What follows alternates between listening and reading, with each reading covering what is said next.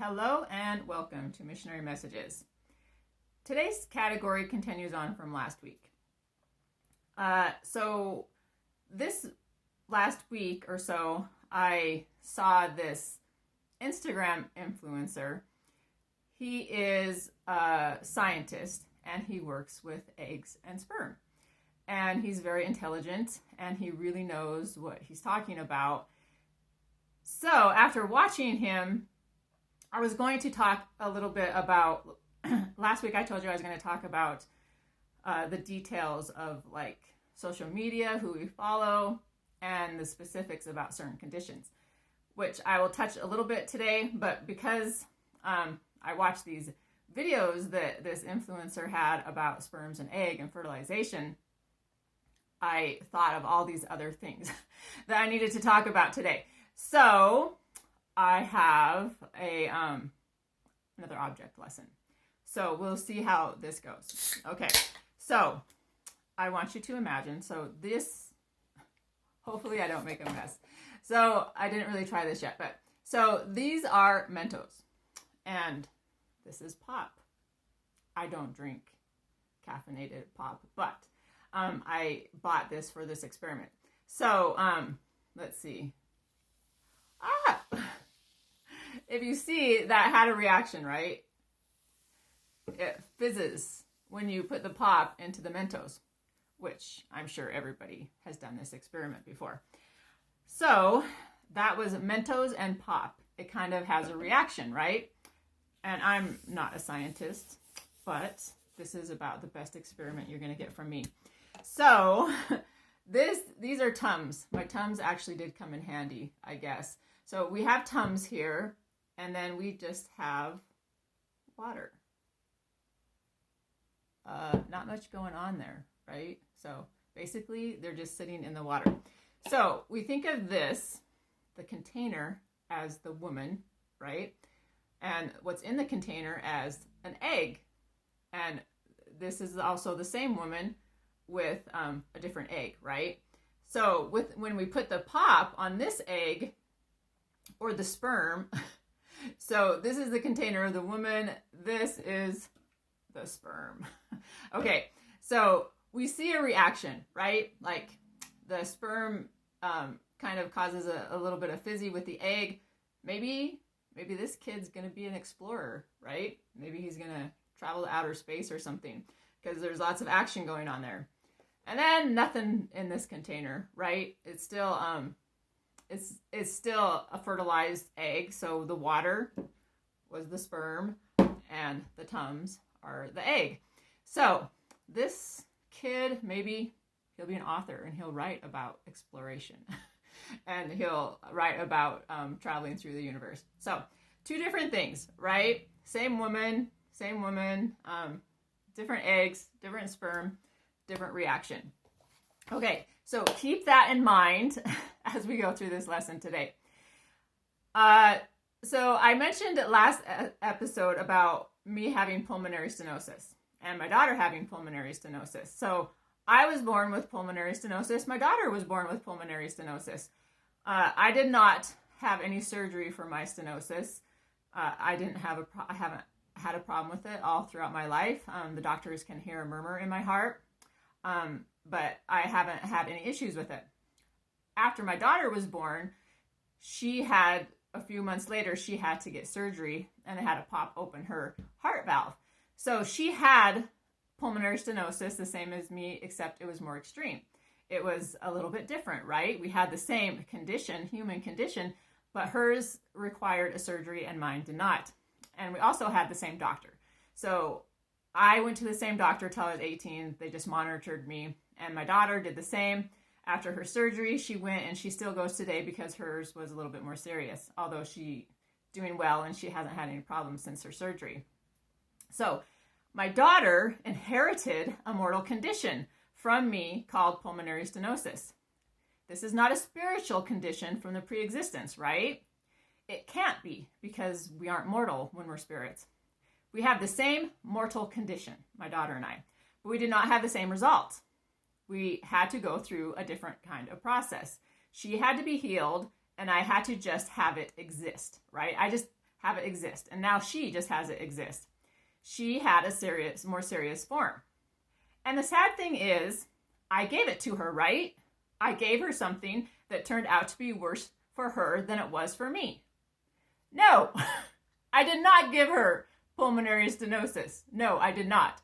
So I did not give my daughter this condition. She got this condition or received this condition from a mixture of a gene pool that existed in me that came from years of giving birth up until I was born, and every person passing on their genes until I had my daughter. And my daughter has all those genes. She has even more mixed up genes than I do. So my mortal genes gave her this condition, not me. I did not. So God does not give us diseases or mortal conditions, right? You hear a lot of people say, God gave me this, God gave me that, because I was born with this, I was born with that. But you know what? God did not give it to you. The human body gave it to you. So just stop saying that God gave you these diseases and conditions. Life might be better for us if we stop blaming God for everything that goes wrong in our life. All these things that we think God gave us or didn't give us is causing spiritual wars inside of us. And they don't really have to be, right? They don't have to be causing these wars when we realize it's just part of humanity. It's just part of being a member of the human race. We want to think that God can prevent this. And I guess he probably could. Like, he has the power to prevent it, I guess. But you know what? We are just going to stay. Okay, so we want to think that God can prevent this. He can prevent us from getting things. And this is how he can prevent us from getting these mortal conditions, right? He can say, you know what? Let's say John. Like, just pick the name John. You know what, John? We are just going to stay in the pre-existent mortal life forever. You are not going to get a body, because that would mean that you must go to Earth. Oh, and be mortal and get mortal conditions and struggle and have some difficult moments. So yeah, let's just stay stagnant in this spirit condition forever and ever and ever. Let's not learn and grow and become strong and courageous, because you know what? Mortal life is just too difficult. So what causes mortal conditions? I mean, if you think about it, people are having relations, right? Sexual relations. Then they have children. And all these people are different. They're all different. They're combining their different gene pools and they're mixing and sometimes matching. So you have to imagine somewhere something is going to go wrong, right? I imagine when Adam and Eve first started having children that, they were pretty perfect at first, right? I'm talking about their gene pool. They were the first two that started having children. So there wasn't much history there in their gene pool. Over time, the different kinds of people that bred are going to have an effect on the product, which is the baby, right, that comes. We know certain kinds of genes or chromosomes or whatever can cause different things to happen to the baby or have the baby have some sort of problems. And if you think about it, I mean, people were getting married when they were like first cousins, second cousins. I mean, that could cause some difficulties in the gene pool, right? Okay. You must think that something's going to go wrong somewhere, and this is what causes our mortal conditions. The fact is, God knows everything, so he knows we are going to have a certain mortal condition, but that doesn't mean he's giving it to us. He's not giving it to us. And a lot of people think that because if God gives this to me, well, then that must be who I am, which we're going to talk about. You must think that something is going to go wrong. And this causes, the fact is God knows everything. We can't blame God for conditions because it's just the human condition. He knows what kind of condition we're going to have because he knows the future and he can see everything. So this is why he gave us a savior. This is how much he loves us. He gave us a savior so we could overcome the human condition. We knew we were going to overcome certain things. We want to blame, we knew that we were going to have to overcome certain things, and we want to blame God for everything that goes on. but he's just here to help us through what he knows we're going to get, which is a human condition of some sort. It doesn't mean he's giving it to us. It just means that we chose to live in mortality. And because we chose to live here on earth, these kind of conditions are going to happen to our human bodies. This is just the way the human body is going to work and is designed. Knowing that, and knowing that we were going to need help because we are going to go through these certain conditions, he gives us help by giving us Jesus Christ, which is our Savior. He knew that we would need someone to help us through things that we would go through. It is because he loves us. We knew before we came here that the human condition would get kind of crazy and mixed up. And when we all agreed to come here anyways, right? We knew that this would happen and our mortal bodies would do crazy things, but we wanted to come here anyways because we knew there would be a Savior, and this gave us some consolation, right? After we talk about this subject today, I want you to think about this human condition as a reality. And yeah, there are going to be things that get messed up when we get down here. What did Jesus do? Jesus did a couple important things, right? Jesus, he overcame temptation. When he went up in the mountain in the wilderness for 40 days and 40 nights and he fasted, he overcame temptation, right? He prepared before he had to overcome temptation. Satan came to him and tempted him and told him, do this, do that. But he overcame all of Satan's temptations. And those are just the ones that we read about. I think that Satan probably tempted him in all things. Like that he was up there and he was tempting Jesus in every single thing that he could be tempted in as it pertains to this human condition. So we're going to combine the events of, and then he had the Garden of Gethsemane. So he overcame temptation and then he suffered for our sins in the Garden of Gethsemane. This is important because first he overcame all the temptations that we were going to experience. He overcame all of them. He overcame the temptation to commit adultery. That means he had the temptation in his mind. He had the feeling and the thoughts to commit adultery. And they had to be strong because of all the people that have those thoughts and feelings. If he didn't experience those, he wouldn't be able to teach us to overcome it, right? In the Garden of Gethsemane, he suffered for us. He took upon himself all our pains and sorrows. So he overcame temptation and he suffered for us because he knew that we would suffer in this life. He knew that we would suffer. And he knew that we would suffer because we gave in to temptation. And that's why he had to overcome a temptation. Not only did he overcome temptation, but he suffered for the pains that we would suffer because we gave into temptation, which means he even understands what it means to give into temptation, even though he never did give into temptation. And this is probably why he was tempted before the atonement happened. And I think that's an amazing thing. And we say we can't overcome what he already did for us. Whether we choose to overcome it or not, he already did it for us.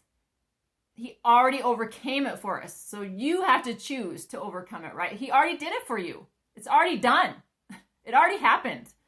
That means we already did. We already can, and that means we will, right? We already will.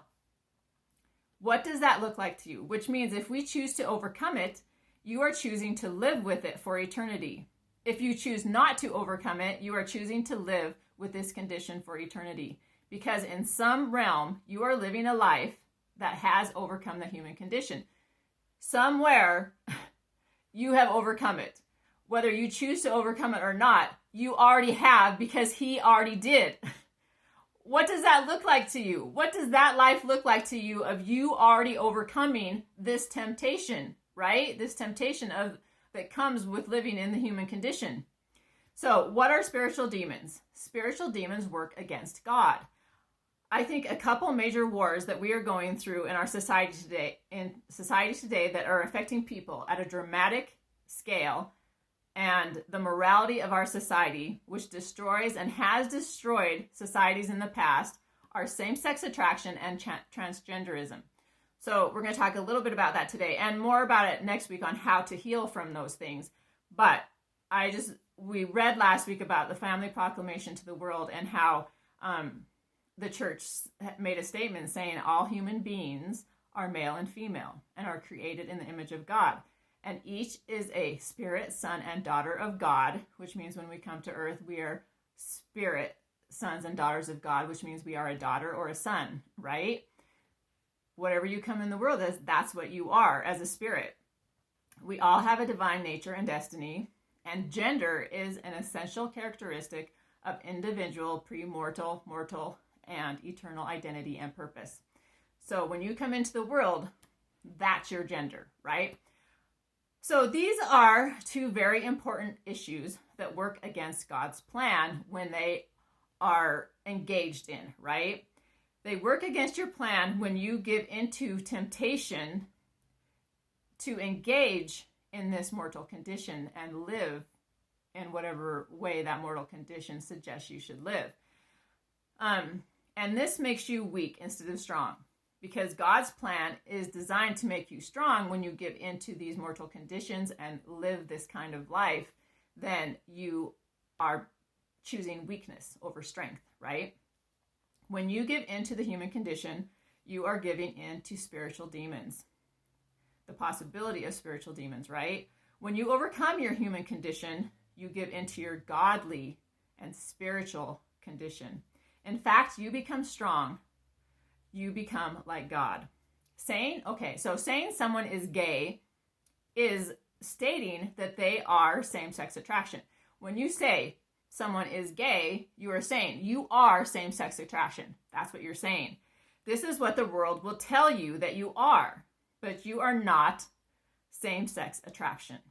You are a person that is attracted to the same sex, and you have those feelings, just like you would say that someone has anxiety instead of saying someone is anxiety, right? But the world tells us that is what we are, and we get fooled into believing it, and it causes us to go contrary to God and contrary to the natural way of God and his plan.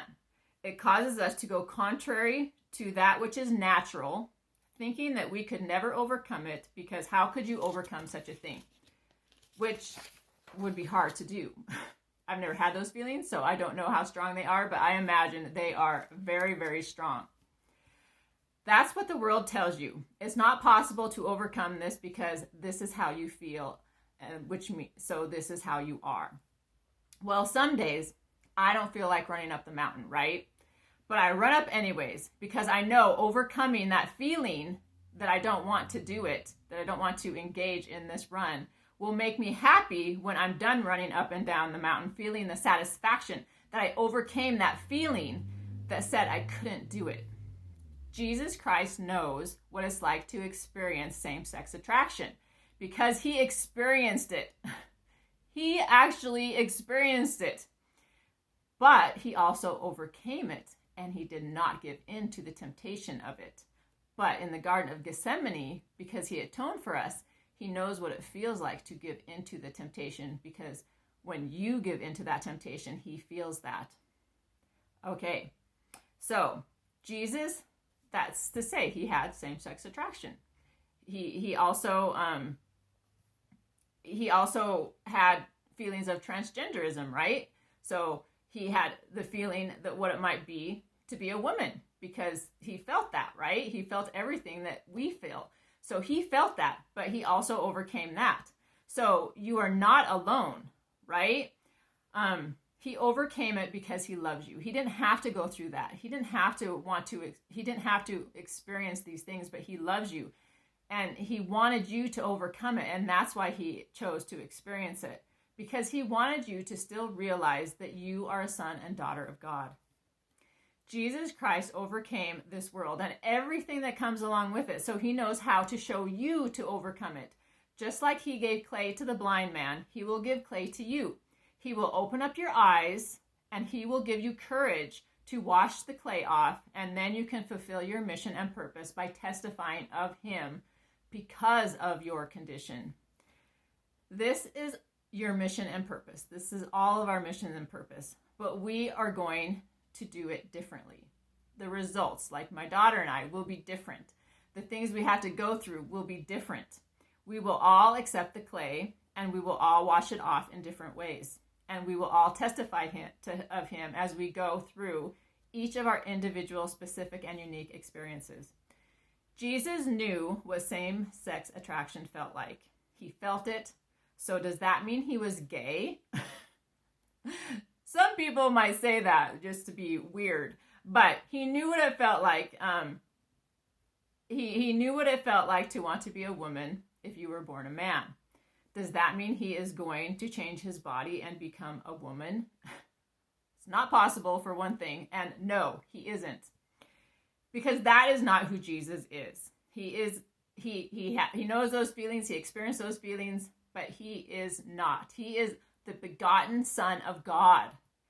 That is who he is. He has a divine mission and purpose, and he fulfilled it, and so can you through him. It satisfies the body to give into temptation, but it does not satisfy the spirit. When we think of our genes, I think of how powerful they really are. And if our genes can mix to give us physical characteristics of inheritance, like nationality, our face structure, our body structure, then why do you not think that our genes mixed can also give us characteristics of the mind, right? If we have anxiety, obviously that affects our body, and our body has memory, and that can translate to our children, right, when they're born. Why do we need to overcome these types of things instead of giving into them?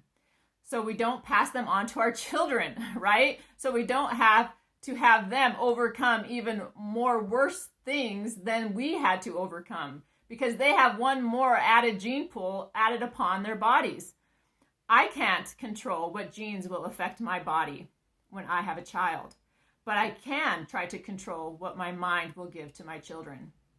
What would life be for us and our children if we were just strong in our mind? When our children grow up and see our depression, like after they are born, and our anxiety and all the other stuff that we pass on to them without even knowing it, not only can it be inherent in them from birth, but our acting it out in real life as they grow up is even worse for them, right? The biggest way we can teach our children is by example. And if we are being an example of this stuff in the negative ways, and they inherit it from us from birth, our poor children, right? What are they going to have to deal with? So Adam and Eve had children.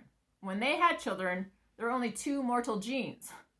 Our children have all past gene pools to deal with, right? Where Adam and Eve, they were just starting out.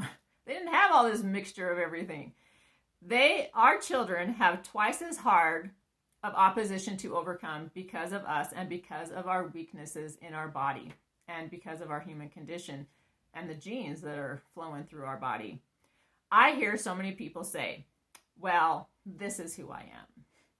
This is who I am. This is who I am. So it's okay to do this or that. Do you really want to limit yourself to your human condition? Do you really want to limit yourself to that? Do you? Do you want to limit all the possibilities that you have in all of eternity to this life and what you're experiencing as a mortal being? Such limitations. That sounds crazy, doesn't it? And almost stupid. Like, that's just stupidity. People are so dramatic about the things they have to go through. And I'm not saying I haven't been dramatic. I'm kind of being dramatic right now, right? In my life before. But once you realize the plan of salvation, once you realize you have a specific purpose, and it isn't a mortal purpose. It's an immortal, eternal purpose and mission. Your perspective is enlightened, and your perspective changes, and you become more of who you were really meant to become and who you really are. You are not your human condition. So we need to face the truth about our mortal conditions, and this is part of the problem. This is why we have such spiritual wars going on inside of us, because we don't accept the truth. We want to accept the world's lies, and they are always lying to us. Facing the truth about our life, about who we are, about what we're doing isn't always easy. Take pornography, for example. People don't want to face that it's toxic to them. And what about the man that had no legs that I talked about in the last episode? Do you think it might have been hard for him to face the fact that he has no legs, especially if it happened to him after he was born? Before we can fix spiritual battles in the world, we must accept the truth of that thing that exists in us that causes these spiritual battles. If we don't face the truth, we can't fix anything. The world lies to you. God tells you the truth. That's why I ask my friends and family, what are my weaknesses? Because I want to know the truth about myself. I want to know what other people see that I can fix that I can't see in myself. I want to face what needs to be fixed. But a lot of people don't want to face what needs to be fixed because they recognized what needs to be fixed. Then maybe they might say, I'm a bad person. If they recognize what needs to be fixed, if they face the truth, they might just feel like I'm a bad person. Or they may say, I'm doing a really bad thing, and it might be discouraging. Or they must recognize the truth. Let's say same-sex attraction. If they recognize the truth, then they also must recognize that they must do something to overcome it, right? So if they recognize the truth is, I'm a son and daughter of God. That's the truth. And I have these feelings, which are a mortal condition, and I have to overcome them. That is the truth. That is the truth. You have these feelings, it's a mortal condition, and you have to overcome them. That is true. And there's many people that won't tell you that. But that is the truth. When you face the truth, it means that you must work to overcome it. And if you don't work to overcome it, it just means that you don't want to put in the work, right? So, recognize the truth. Know that you are a son or daughter of God. You are not your mortal condition, and overcome it. Okay. So, recognizing the truth. If we don't want to recognize that we're doing something that is toxic to ourselves and others, if we don't want to face the truth or even accept the truth, then it's not likely that we're going to change. You're not going to change if you don't accept the truth about your mortal condition and about who you really are. You are a son and daughter of God. That is who you are. And you have a divine mission, not this mortal mission. Your mission is divine. Candace needed to recognize the truth before she wanted to change, right? Once she recognized the truth, then she needed to want to change. Okay, so open and close doors. Sometimes if you don't close the door, other doors won't open because your heart isn't willing to accept those other open doors. If you're not willing, let's just take what I've been talking about today, like same-sex attraction and transgenderism. I thought I turned that off. I don't know how to get it turned off. Anyways, my phone's ringing. Okay, so if you feel like you need to change something in your life, change it. So if you have same-sex attraction or feelings of transgenderism and truly want to have God help you figure things out on how to live in this world, He will open the door for you. He will give you what you could not imagine if you trust that He can heal you, just like He did the blind man and so many others. Freedom from not getting what you want or freedom from pain does come gradually sometimes. So if we don't want to open up new doors, the new doors won't open. If you want to accept the world's lies, then you've closed the door to your spirituality. You've closed the door to Christ. You've closed the door to healing. You've closed the door to becoming like He is. Why would you close that door? You'll just be stuck. You won't progress. Rely on God's strength. Recognize that you can't do it without Him. He is your strength. And even though He wants you to be independent, you can never be independent if you don't always depend on Him. Which means to be independent, we always need to depend on Him because He gives us our independence. He gives us strength to be independent. And if we take his strength away or we don't accept his strength, then we cannot be independent. We cannot be like he is. We will talk about next week what this means and how he can heal us. So I just talked about specific things this week, but we'll talk about next week how he can heal us. I want you to open up the door, right? I want you to realize that God can help you. You are not your mortal condition. You are a son and daughter of God with a divine mission. I don't know how many times I can say that, but you are not your mortal condition. Face the truth. Face the truth of who you really are as a son and daughter of God, and stop accepting the world's lies. You can overcome all things because you already did. Look to that future self that is you. Look to see that you overcame it already. And then just become that person that you see. This is so important. If we can win these two major spiritual battles that are raging in the world today, then we can win the overall war. And also, all those other conditions you can apply to what I've been talking about today. Win your spiritual war. Open up the door to Christ, okay? Just open it up and let him in and let that light shine on you until you are free.